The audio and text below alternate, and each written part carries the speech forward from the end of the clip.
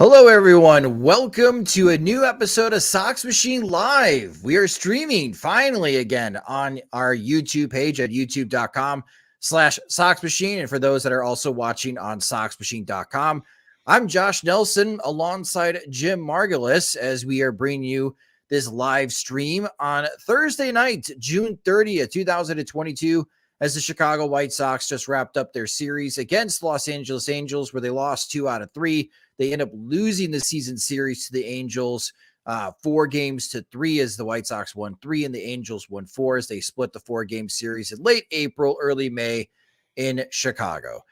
The White Sox are not getting better. They are 35-39, but there are more pressing issues, Jim. I lost the stake bet. I lost it, and I feel so disheartened. Did you do the numbers on what the league would have to hit today to drag? Didn't even bother. Like these 14 no-hitters. Yeah, and that's not happening. Philadelphia's already, last I checked, the Phillies were up by 10 over the Braves in the 4th inning.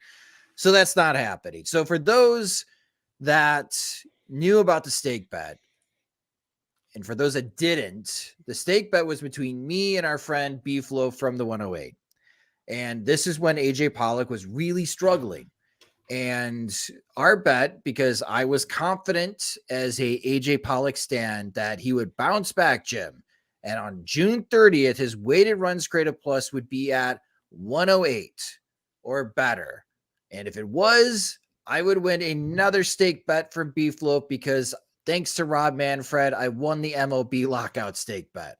If it was below 108, I owe B-Float a steak dinner. And now I owe him a steak dinner because AJ Pollock's weighted runs created plus is a lowly 82. And for those that are watching the live stream on YouTube, this running graph of AJ Pollock's 15-game rolling weighted runs created plus really tells the story of the ups and downs during this stake bet. For those that are listening to the podcast, we have seen 2 good stretches from AJ Pollock, I would say, in which he looks like he's gotten hot and he is having a good 7-game run. And then he falls apart, it appears, or he goes cold again. He's not driving the baseball and he's not walking.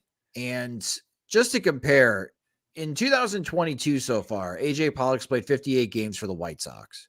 He has 4 home runs and 23 RBIs, and he's hitting .240 with a .276 on base percentage and slugging .365. In the COVID year, thanks maybe to the bouncy ball, Pollock played 55 out of the 60 games. He hit 16 home runs with 34 RBIs, hit .276, .314 with a .566 slugging percentage. So AJ Pollock owes me a steak dinner. He looks unrepentant in his photo. Can you go back to the slide? Yeah, like, what are you going to do about it? I'm going to charge you a steak dinner. That's what I'm going to do about it, AJ. But there's a more pressing concern other than me having to buy Beefloaf a steak dinner, Jim. I'm a bit concerned about AJ Pollock because as we saw with the graph, yes, there are moments where he is picking up and it looks like he's returning to career norms. And then he has a really bad week or a bad 10-game stretch. And right now in 2022, Pollock has career lows in average exit velocity, where his average exit velocity right now is 88 miles per hour. Last year, it was 90 miles per hour. He has a career worst walk rate, a career worst ISO, so that's isolated power, and his 82 weighted runs created plus would be a new career low for AJ Pollock. Are you concerned about Pollock, and what do you think his future is with the White Sox as far as this season? I am concerned just because when you look at his contact, basically all of it's going in the air. He's running a 19% pop-up rate. Infield fly rate, just basically those are as good as strikeouts in terms of they seldom fall into play, into useful contact. So when you factor that in with a what's it, 21% strikeout rate, like 40% of his at-bats are basically useless, or plate appearances are basically useless. So looks like just high fastballs are getting him. Like he's not seeing a ton of fastballs, but the ones he's seeing up in the zone are ones that just go straight up in the air. And whether that's a contact point thing, whether that's a bat speed thing, not quite sure, but his pull rate is a career high. I just think for whatever reason, like, I don't know if he's trying to anticipate it or if he's looking off speed because he is seeing fewer fastballs and he gets surprised. But that's really like, the strikeout rate's one thing, but when you pair it with the pop-up rate, that's where you get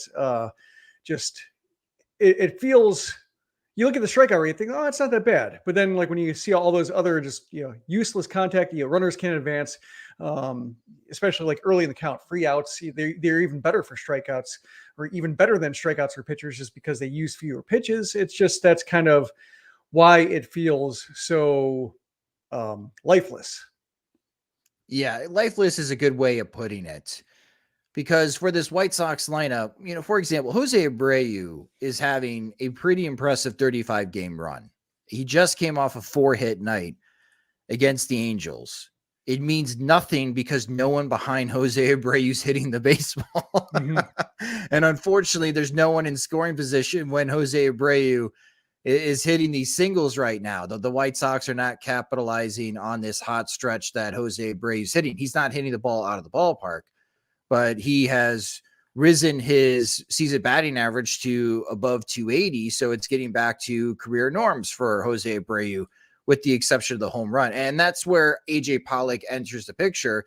If he's batting behind Jose Abreu, and if you look at his past 2 seasons, you would think the White Sox would be in great position. Pollock has an opportunity to really pad up his numbers, really drive up his RBI total.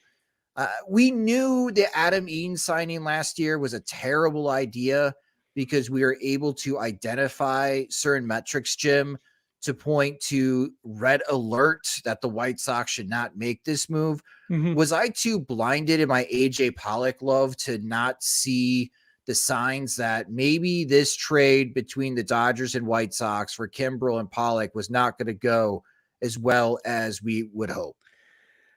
I didn't really see anything in his recent performance to suggest it could be this bad when healthy. Like, all my concerns were basically, would he be healthy? The fact that he cost Craig Kimbrel indicates that he's susceptible to providing not much in a season. Like, that was the cost of acquiring him. And just because he can pull hamstrings and groins and just end up on the injured list, that was really my main concern. That really hasn't been the problem. It was the problem early in the year, like the hamstring strain.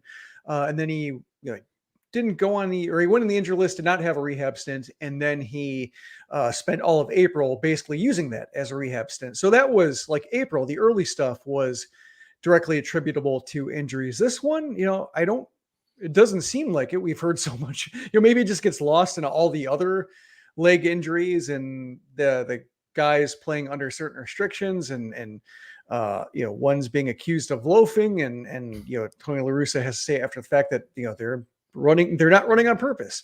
Perhaps he gets a little bit overshadowed, or maybe just because he's hitting so many pop-ups, like he doesn't have to run hard very often. He's just kind of jogging while looking, or there's a runner on the base in front of him, so he can't go anywhere. So he's not really being tested, but it doesn't seem like it's anything off. So I think the way he's failing, like under these circumstances where he's playing most days, he's available when Tony La Russa wants to play him. That's, I think, the surprising part. So the calendar's rolling over to July, and maybe this is a hot take, but I feel pretty strongly about this. I think this is the last month of AJ Pollock's tenure with the White Sox. I don't think the White Sox DFA him, Jim. I think the White Sox trade him. I think someone is a contender. Maybe it's the Dodgers that calls up the White Sox and they want Pollock back. Player to be named later. Something like that, yeah. Right? Because I don't think the Trace Thompson, Eddie Alvarez combo is going to adequately fix or fill in for Mookie Betts. And the way that AJ Pollock is currently hitting, he's not going to fill in that void either. But there's a sense of comfort between the Dodgers and AJ Pollock. And I don't even know what's going to cost the Dodgers. It wouldn't cost anyone of note to make such a deal. The Phillies, with Bryce Harper now having to get thumb surgery. They really could use an outfielder. I think that's that's another team that makes sense. I just feel like one of these contenders is going to need some outfield help. And with Eloy Jimenez soon returning to the White Sox, it's kind of odd to say that the outfield is crowded for the White Sox when in reality it's not, The because they don't have outfield. that many outfields. Yes, exactly. Air quotes, outfield. But we know how the White Sox are currently operating. And if Pollock's going to spend the majority of his time on the bench, or he's going to play every other day, I say flip him for someone else. If he goes and he goes on a hot streak for the Dodgers, well, I'm just going to throw my hands up and say, of course that happens. As soon as he leaves the White Sox, he's back to being AJ Pollock. But that's how I feel. I feel like this is the last month that AJ Pollock is with the Chicago White Sox. Yeah, it's. I think the only reason I might not say that is because he might not play well enough, or might get hurt again to where they're just kind of stuck with him. Like that's just, I get what you're saying. And like, yeah, if he stays healthy and has another one of his upswings, he could time it well enough to where the acquisition cost would be low. I'm thinking actually of another White Sox trade where, they sent Alex Rios to Texas and got Leury Garcia. And yeah, that was a long time ago. But yeah, that's kind of the move where just, Rios is not on the top of anybody's wish list, but he's an improvement over who's already there. They didn't have a use for Garcia. He took a long time to get traction. And so the White Sox got him, and for better or for worse, Garcia is still here. But yeah, that's, we got a comment from, I'll plug this right from Noah saying like, an alternate offseason where they trade Madrigal, declined Kimbrel's option, and brought back Rodon. Like, the Kimbrel option, I think, is going to be worth revisiting just because, it did lock them into, like I talked about, like having Chuck E. Cheese tickets. Like it wasn't real currency. They couldn't acquire anybody. They had to get the best of what was behind a glass gift case that was not updated maybe in 2 years. And so Pollock was not bad. Like, well, you can get some use out of that, but it wasn't the same as, $16 million on the open market. So that's, I think, if Pollock just kind of sags to this finish and doesn't really add much, and we just saw him not make a play in the left field corner. We saw Gavin Sheets drop a ball in the right field. We saw Pollock drop a ball in left field. His play in the outfield has also been disappointing. Like we thought he might be solving right field, and turns out he's barely passable in left, or maybe not that much of an improvement over Andrew Vaughn in left. Like it's a two front kind of disappointment that I think we're dealing with here. That's will really make the Kimbrel option look worse. It is disheartening because I had hope. I thought this was a really good move by Rick Hahn. This kind of saved as far as his offseason. I mean, we're going to be heading to the 81 game mark and be revisiting the offseason. And, I gave him a B- mostly because of the AJ Pollock acquisition.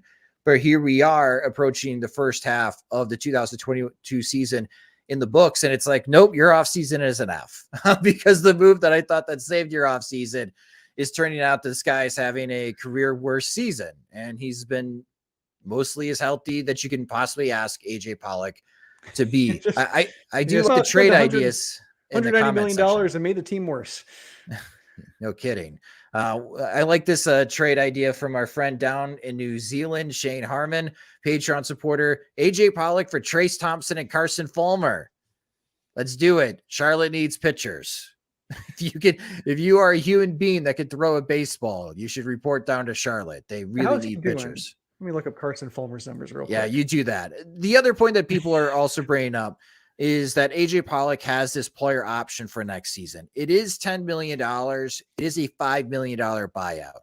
I can't imagine if AJ Pollock plays the entire season with the White Sox that he's going to exercise that $10 million option to come back on the White Sox. He can get $5 million and then go sign a free agent contract elsewhere where he wants to play. So even if it's like a $7 million deal that Adam Eaton signed in 2021, he's still coming out ahead because he's got $5 million coming from the White Sox. So I think that's another motivator for the White Sox. If they eat half of that, let's say they, give $2.5 million to whoever they trade AJ Pollock to help pay for that buyout in exchange, maybe for a little bit of a prospect. The gears are running, and it's not me being petty. Well, Okay, maybe it is me being petty. Get him out of here. He lost me a steak dinner. But after just watching this series and kind of watching the last week and a half of AJ Pollock's at bats, I'm really wondering if this is the last month that he's going to be with the White Sox. And, this trade looked not that bad 3 weeks ago as he was doing a good job filling in for Tim Anderson batting leadoff. But as he's hit another cold spell and with Eloy Jimenez returning soon, and the way that La Russa is divvying up playing time, I just wonder if Rick Hahn would be better off moving AJ Pollock elsewhere to another contender and taking that decision away from Tony La Russa's hands. Carson Fulmer, by the way, 7 saves for Oklahoma City. He's their closer. Having his best ever season, only 19 hits over 30 and 2/3 innings, 34 strikeouts, but 16 walks. Also, half of his runs are unearned. So, well, numbers look a little bit better than they are, but probably his best ever work. Good for you, AAA. Carson. So, hanging in there. Good for you, Carson. All right, so that segue. Let's talk about a problem that Rick Hahn currently has, and that is something that you wrote about on SoxMachine.com this morning, Jim, that the White Sox have a Leury Garcia and Tony La Russa problem.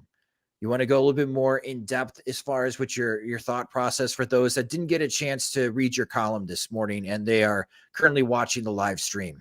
Well, specifically, I said Tony La Russa has a Leury Garcia problem and Leury Garcia has a Tony La Russa problem.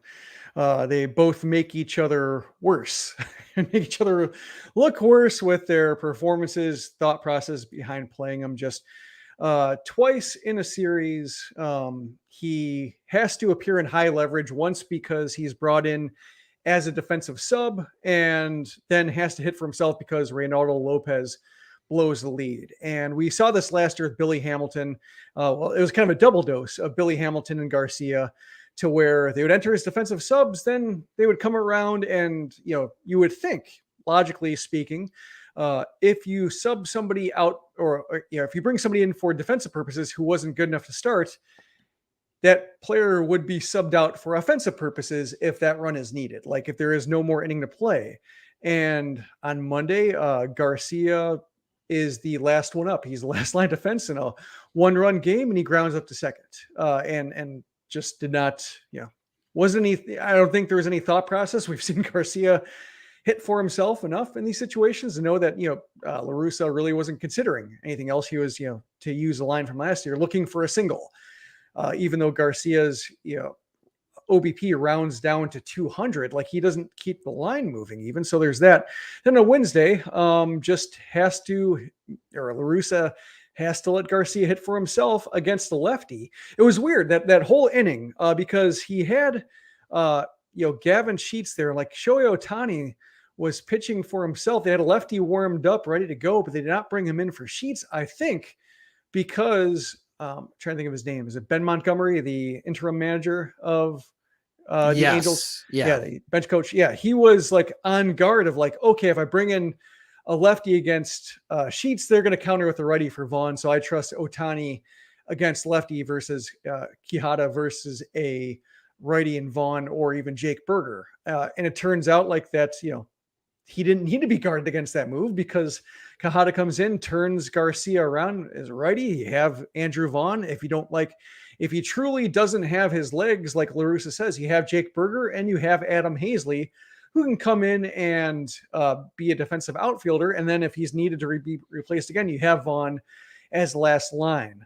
And sure enough, Garcia hits for himself, grounds out to the pitcher. And there's just no thought to replacing him ever. And it's 73 games in the season.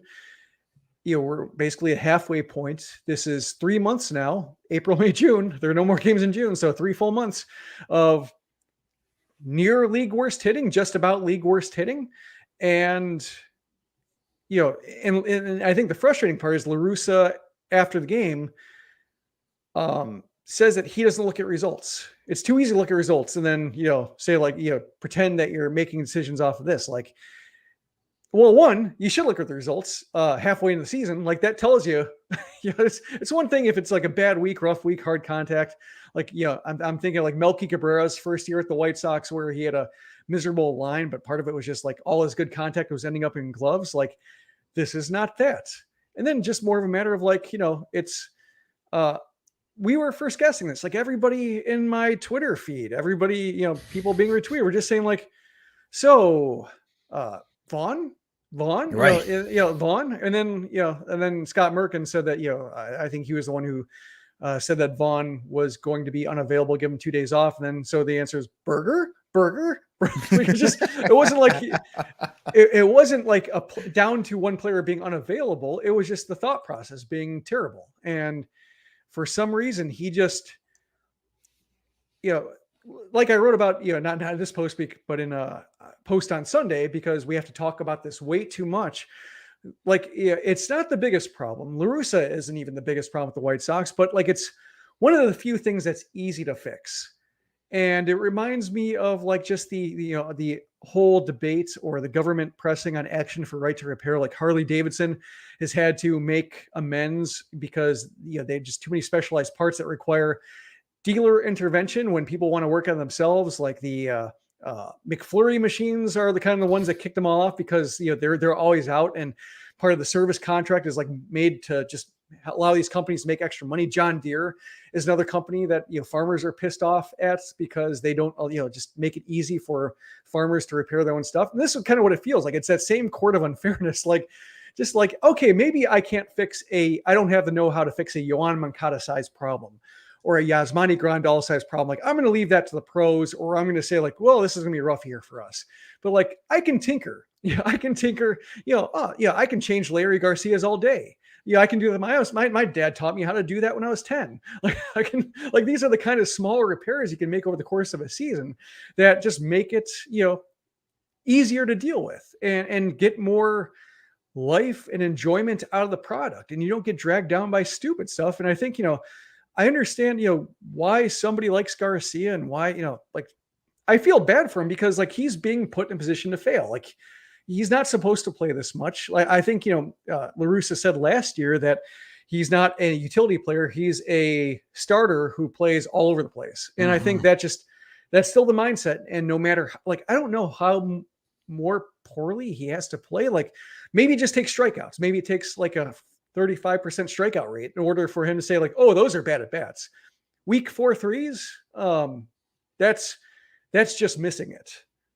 70 mile per hour exit velocity, even like a 90 mile per hour grounder right to the shift, right? Right where people are positioned. Like, he's almost there. Like, that's kind of what it feels like. And it'll take like just either just visible pain on the field or just swinging, missing wildly in order for that to happen. And I think, unfortunately, Garcia has evolved too much as a hitter. Like, he used to strike out 30% of the time when he was like first round, and now he's improved that. And it's kind of a shame that he did, which is unfortunate to say. Yeah, so Tony La Russa doesn't want to look at the results. We will during the live stream. Again, for the podcast listeners, if you want to see these pretty graphs, thanks to FanGraphs, you can do so on our YouTube page at youtube.com/Sox Machine. Jimmy brought up Leury Garcia's season OPS. So for those that are watching the live stream on YouTube, you are seeing this graph from FanGraphs on what the Major League Baseball average is and where Leury Garcia has. And from like 2017 is when he started to figure out how to hit Major League pitching better. And in 2020, he was above league average. In 2021, he was slightly below league average offensively when it comes to OPS. And that has completely dropped in 2022. Leury Garcia's OPS is 480. Like, this is late stage Gordon Beckham territory of where Leury Garcia is OPS wise. And wins above replacement. So last year in 2021, Leury Garcia was inching to about 2 wins above replacement, according to FanGraphs.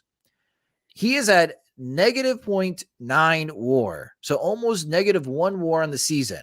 That is the second lowest WAR total in Major League Baseball for players with at least 190 plate appearances.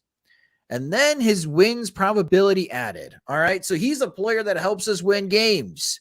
No, he's not. He's never been that guy as far as with his career with the White Sox since 2018. In 2022, he has a negative 1.9 wins probability added. That's the third lowest in Major League Baseball. Only Jorge Mateo of Baltimore and Miles Straw have I want to say cheated, but cost their team more wins during the season. So Leury Garcia is what people would call not a winning player. He's not helping you in WAR. He's not helping you with wins probability added because defensively, he still makes mistakes. You put him whatever position. Sometimes he makes great plays. Sometimes he has costly errors. He's doing nothing offensively. Man, if it wasn't for this 3-year contract, I would say DFA Garcia and hold on to Josh Harrison for the rest of the season. Mm-hmm. We keep coming back to this offseason. We just said that, that Craig Kimbrell option looks terrible. This 3-year contract to Leury Garcia looks like a complete sunk cost. And I don't know which one is worse, but I think the White Sox have a Leury Garcia problem. The thing is, Jim, I don't know what Rick Hahn can do to avoid this, right? People suggest, well, you should trade him.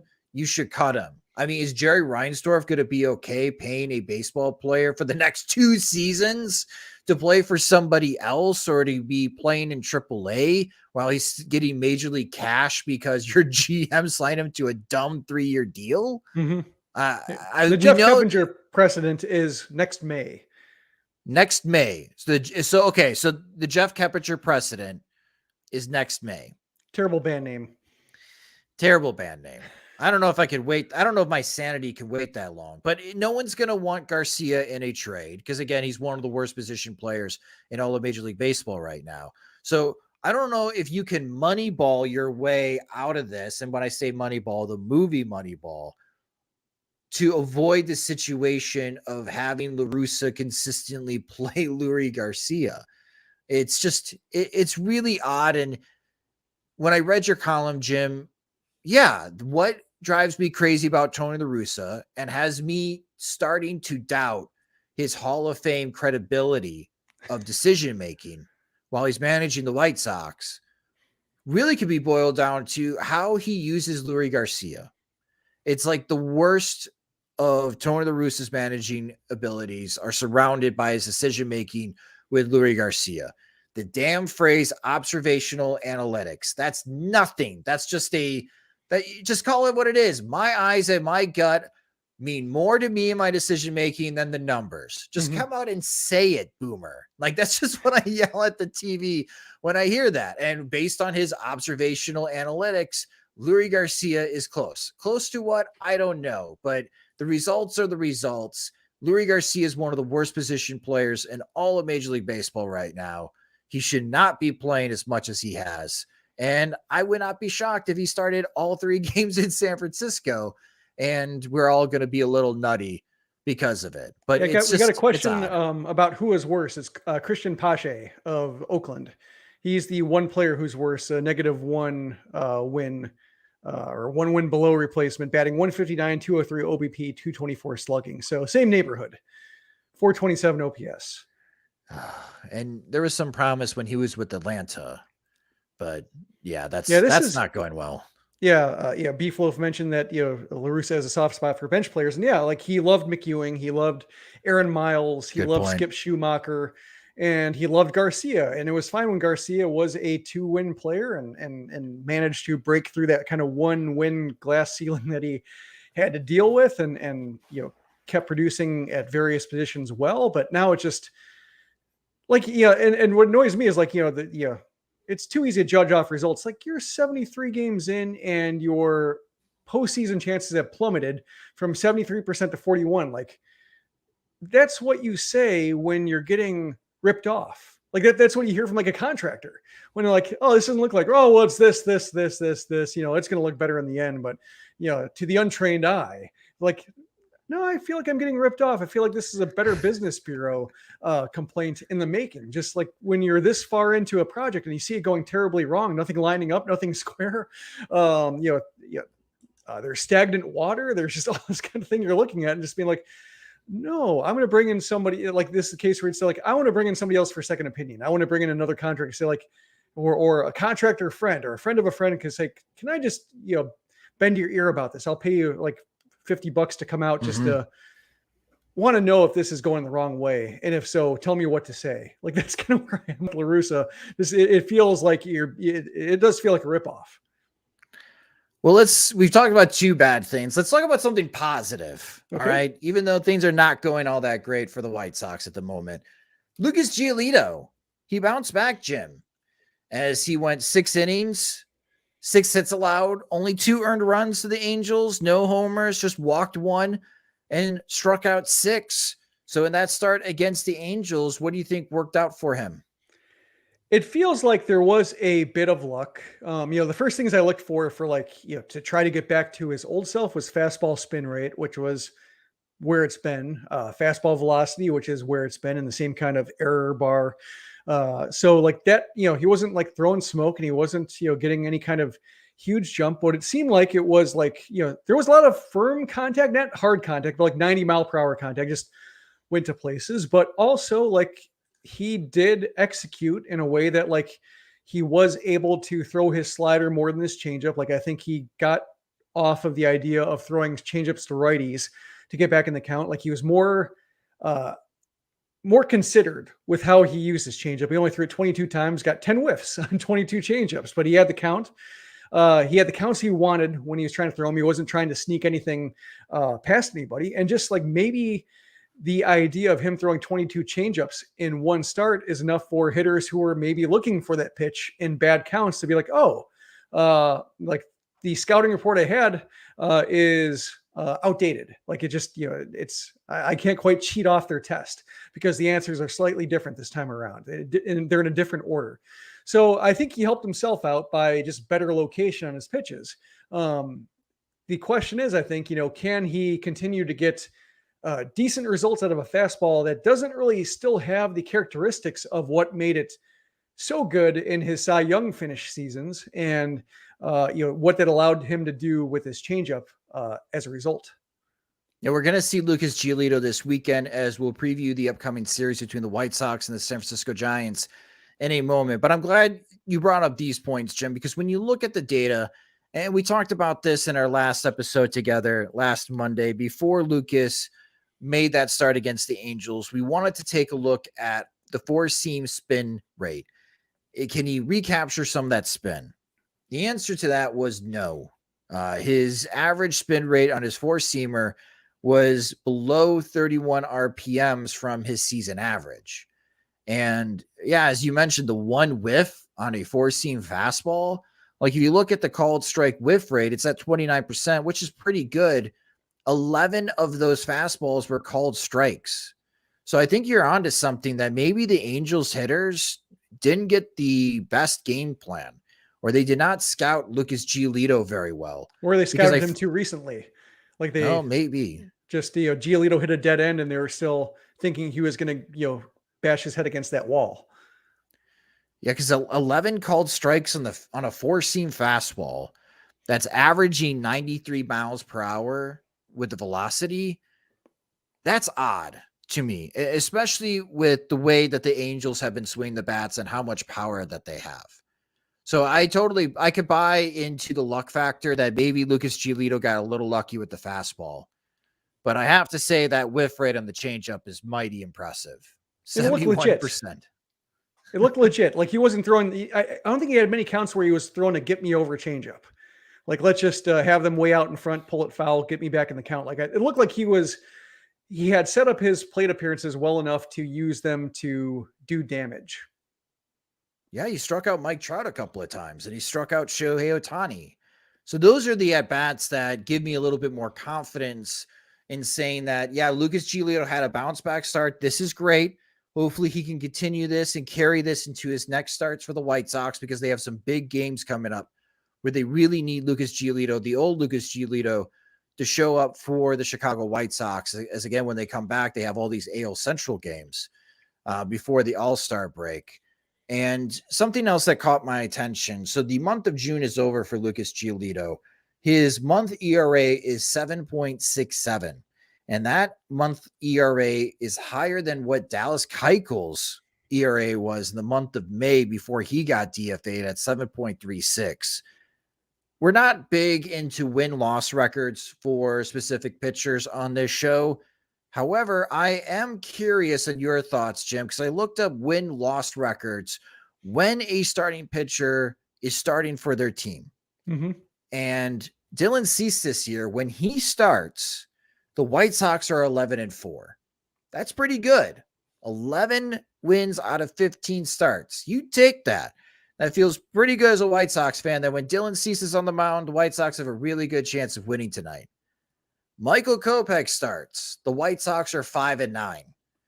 When Lucas Giolito starts, the White Sox are 4-9.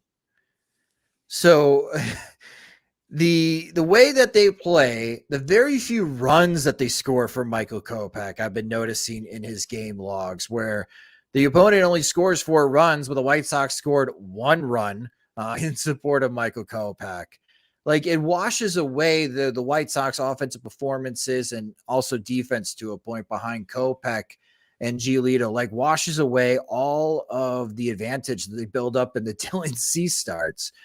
Johnny Cueto, the White Sox are 4-5, but it just feels like on paper, if you have an upcoming 3-game stretch, Jim, where it's Cease, Kopech, and Giolito, personally, I feel a lot of confidence that the White Sox can get 3 really good starts from those guys and put the White Sox in position to win games.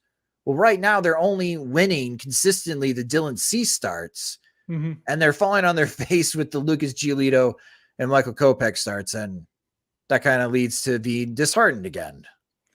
Yeah, I think Kopech is, this last time out, that was a case where I am concerned about the way.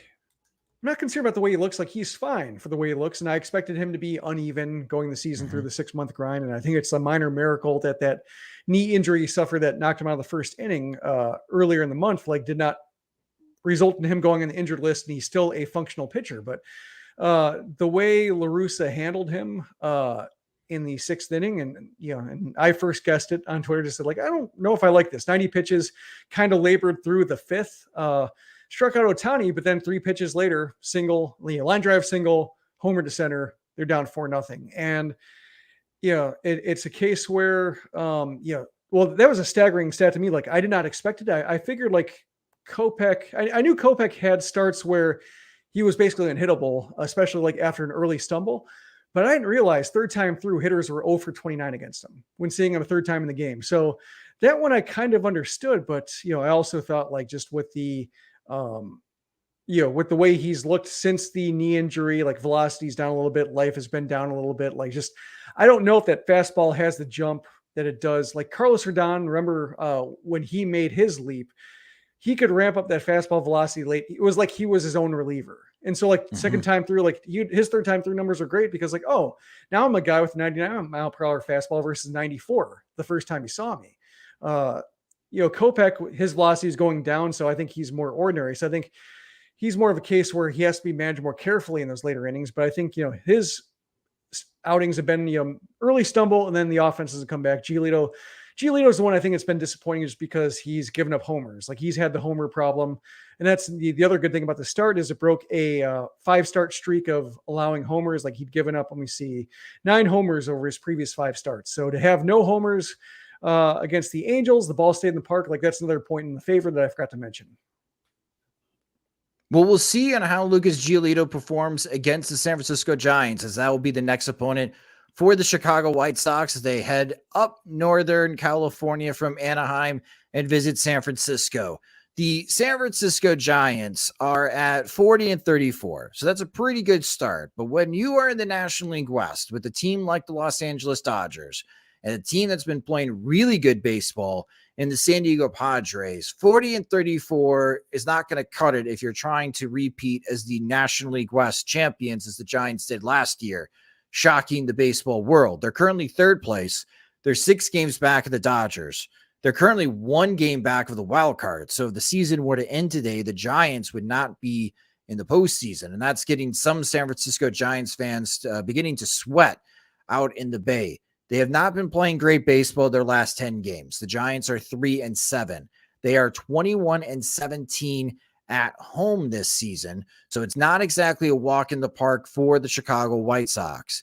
And your pitching probables for this series for the Chicago White Sox, starting at Friday night. This is a 9:15 start Central Time for the White Sox. Sorry, everyone, I don't make up the times. Lance Lynn will be making that start for the White Sox. On Saturday, July 2nd, this is a 3:05 p.m. Central Time start during the afternoon. It is a great pitching matchup. Logan Webb's going to get the ball for the Giants, but opposing him will be Dylan Cease.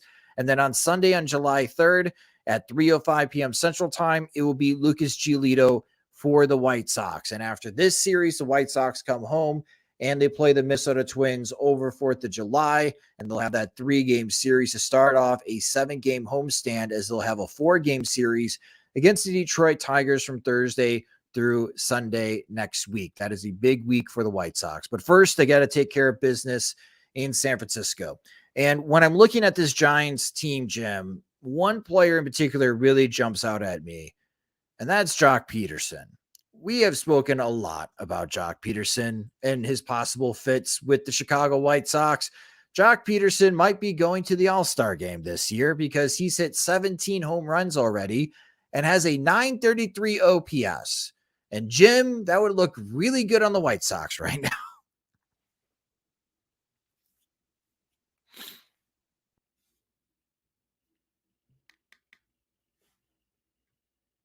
Sure would. Sorry about that. I had myself mute. We talked about it last year with Eaton versus Peterson, and just the idea that Peterson might be frustrating. He might give you what he gave the Cubs, which is not a whole lot, but he's rosterable and he gets hot. Like he has some streaks, he has some power. Like he can occasionally make himself very useful, as the Braves found out. And that's I think every year he proves he's worth the shot until like the year that he doesn't, like until the year where he completely falls flat. Like he's worth having around in some capacity. And the White Sox, unfortunately, keep going with guys who, aren't around. And we talk about Pollock, like he might not be around, depending on just, whether they trade him and just try to get out from under that deal. Like it's not quite as bad as, just cutting Eaton, just, straight up, just saying like, oh, we don't want you around, but it's close. It's kind of in the same family of decisions in terms of like, we invested a lot and did not get what we thought. So yeah, that's I'm with you there in terms of looking at what he's looking like. I'm also interested in watching, just Logan Webb pitch, because he's somebody I haven't seen much of. And when you look at his peripherals, like it's not quite sure how he does it, but like he has all the markings and reliability of a number one starter. And I just, hopefully it doesn't come at the expense of the White Sox. Hopefully it's like a Justin Verlander type thing where the White Sox randomly route him and it stands out against everything else he's done this season. But yeah, I'm kind of curious in terms of just how does he get the numbers he gets and achieve, he emerged from obscurity and now is like a frontline starter for a team with major postseason ambitions. And, Rodon's out pitching him right now, but, Webb's right there. It's a good 1-2 punch. Speaking of Rodon, are you disappointed that the White Sox will not be facing Carlos Rodon this weekend?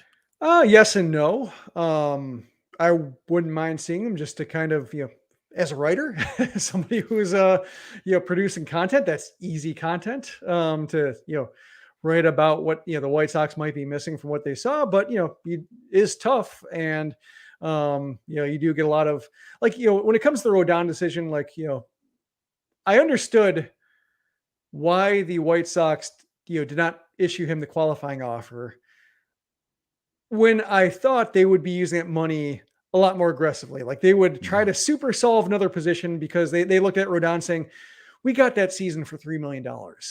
We, no matter what, it's not going to be the same impact we're getting from him.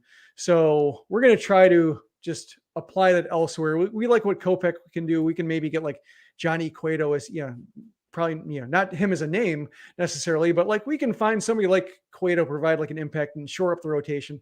We'll be fine. But we want to use those resources to really solve an issue that has been plaguing us for a while. And then they get Josh Harrison and Leury Garcia and AJ Pollock and so forth. Joe Kelly, like they spread that money around to most of the players who are not a good use of that money. Like just the way they always spend it is just, a thin layer that does not hold up. And that's, I think, in hindsight, it makes the Rodon decision look a lot worse. It's like, the way the Kimbrel option looks terrible because they couldn't offload him. Like the Rodon decision looks terrible because he's still good. And between the two, like I didn't really understand the Kimbrel decision at the time. I understood the Rodon one. It just, the way they went from there makes it less defensible. Like if you're going to spread the money around to Josh Harrison and Leury Garcia, on and on and on, like you may as well have kept Rodon and captured the upside. How about Yermi Mercedes? We may see Mercedes this weekend. I think he was optioned down. Oh, did they send him down? Yes, I think so. They just called him up. I'm going to be really disappointed. I saw expressions of disappointment. Let's see. Yes, Lamonte Wade Jr. is back. So, boo. So Mercedes took, he came for Brandon Crawford, but then Wade came back. Oh, I wanted to see Mercedes this weekend against the White Sox, just to have that awkward moment between he and Tony La Russa. But we're not going to get it. Darn you, San Francisco. Would La Russa order somebody to throw at him? Now that it's his choice to make. Oh, man. Order the code again, the Giants haven't been playing great baseball. But I've got a bad feeling about this series. The White Sox don't hit a lot of homers, but they're at Oracle Park. It's not a great home run hitting stadium. And the Giants have been playing pretty good baseball at home this season. I think I'll be content, Jim, if the White Sox win 1 out of 2. And if they do that, I mean, we're talking about a 36-41 White Sox team on Monday with that 7-game homestand. And I mean, this is kind of like preemptive in the conversation we're going to have on Monday. But I really do feel like next week is make or break for the White Sox season. Like, if they're not going to get hot during that homestand, if they can't make up any ground on the Twins, if they can't take care of business against the Detroit Tigers, who have been one of the worst offenses in recent memory, then I don't know if it's ever going to happen. So I really like this White Sox team to build some type of momentum, if you even believe that in baseball. But they really need to start getting some good vibes here, because it's one thing to keep telling beat reporters after the game that we still believe we're a good team. Mm-hmm. You need to start playing like a good team. Let's stop saying that we believe we're a good team. And how about you show you are a good team? And I think this is a good weekend to do that. Because again, it's not like the Giants are red hot right now. They haven't been playing great baseball either. Yeah, Tigers won 1. So if they can do it, it's that series against the Twins looming right around the corner. And like, if you're talking about the White Sox being like, 8, 9, 10 games back, that's where it gets really rough. Because then there's another series with the Twins, right before the All-Star break. So it's a really delicate stretch here. And like the only reason why I guess it wouldn't be a big week is because they don't plan, or they don't have a whole lot of ways to change the roster no matter what. They, unless it's like trading Lucas Giolito or something like that because he's a free agent after the following season. Like if they're talking about like a move of that consideration and this week decides that, then I can see it being a case where, it's a huge week. But I think this year, one of the reasons it's so frustrating is because there isn't a whole lot of, maybe they trade Pollock, maybe they trade a Bray. It's hard to imagine. Maybe they do. But otherwise, like the guys in contract years aren't really worth much. The players who are under contract who could be moved, Yohan Makata is not going to be moved. Eloy Jimenez is not going to be moved. So basically it feels like they're kind of in purgatory, and just, every day is just, is it a day? Like, does purgatory have days? It's just like an endless, one endless day, and you lose all sense of, that's part of the reason why I think like the White Sox keep saying like, we believe we're a good team. And Tony La Russa can say, we're not looking at results. Like maybe they don't realize they're 73 games in, because every week feels the same. Like it's, the week of May 4th feels like the week of June 4th, which felt like the week of April 17th. Like maybe just these weeks kind of jumble together, and all the games are the same, and all the starter, the hard luck starters are the hard luck starters, and everybody's hurt and injured, and guys can't hustle, and nobody's hitting homers, and just perhaps, they've lost sight of the fact that, like, oh, our postseason chances are now, 30% less than they were when the season started. And we may not be able to get that back. Maybe it's so easy to talk themselves into it because they feel like, it just feels like, oh, once we click, and just, perhaps they don't click. That's true. They may not ever click, but when you do click, it might be too late. There's just too much ground to be made up. They really got to get going here. I don't want to, we already had that episode. Are the White Sox at the brink of collapse? We both cited towards, I think they're closer to collapsing than contending. If you still hold out hope, if you still believe the White Sox can make the postseason in 2022, they need a big July. A big July. There's so many divisional games. There are so many games against the Twins and the Guardians this upcoming month. This is the great opportunity the White Sox have to make up ground on both of those teams, because the Twins still lead the division as we are currently recording and streaming this episode, but they're only a game ahead of Cleveland, as Cleveland won 5 out of 8 games against the Twins in these past 10 days. So Cleveland has got themselves right behind the Minnesota Twins in the American League Central. But the White Sox still have an opportunity. And after July, you really don't have that opportunity again until September. And you do not want to wait until the last minute to try to make up 5 games in 2 weeks. There's just not enough time. So that's why I feel like the sense of urgency has to be this weekend. They really need to start focusing, and I hope they understand that they have already played 73 games in the first half of the season. It's pretty much over next week after that series against the Minnesota Twins. So again, if you're still holding out hope, July, the White Sox need a big July to get themselves back into this postseason race. And that sense of urgency needs to be reflected by managerial decisions. And, to kind of tie it up, it's just like, not having Garcia hit for himself, not, resting guys who might be able to contribute because of their legs with an off day coming up. Like, it's a case where, some urgency needs to be shown by the manager with his decisions in terms of who can you trust when your backs are against the wall. And he's trusting the wrong guys. Great point, Jim. That will do it for this episode of Sox Machine Live. Thank you guys so much that watched the live stream on our YouTube page at youtube.com/Sox Machine. If you don't get an opportunity to watch the live stream, we always take the audio from the live stream and upload it into our podcast feed, which you can subscribe to the Sox Machine podcast wherever you listen to podcasts, such as Spotify and Apple Music. 2 PSAs, one real quick. Again, we still have tickets available for our hashtag 1080 road trip in Minneapolis.